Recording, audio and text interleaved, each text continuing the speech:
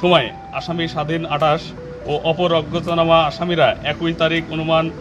1855 ঘটিকার সময় জিএমপি গাজীপুর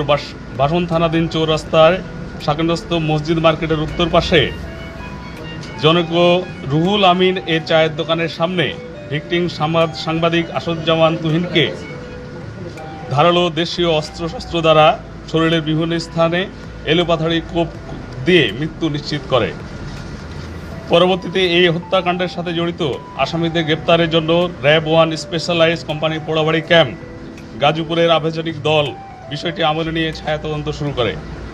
এবং আসামিদেরকে গ্রেপ্তারের জন্য গোয়েন্দা নজরদারি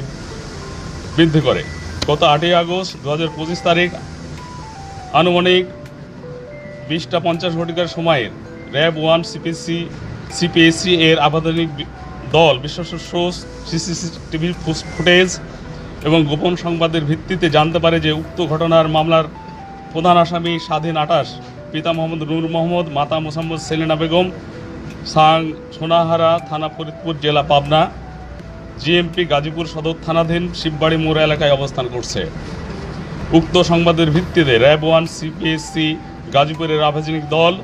সঙ্গীয় অফিসার ও ফোর্সের সহায়তায় জিএমপি গাজীপুর সদর থানাধীন শিববাড়ি মোড় এলাকার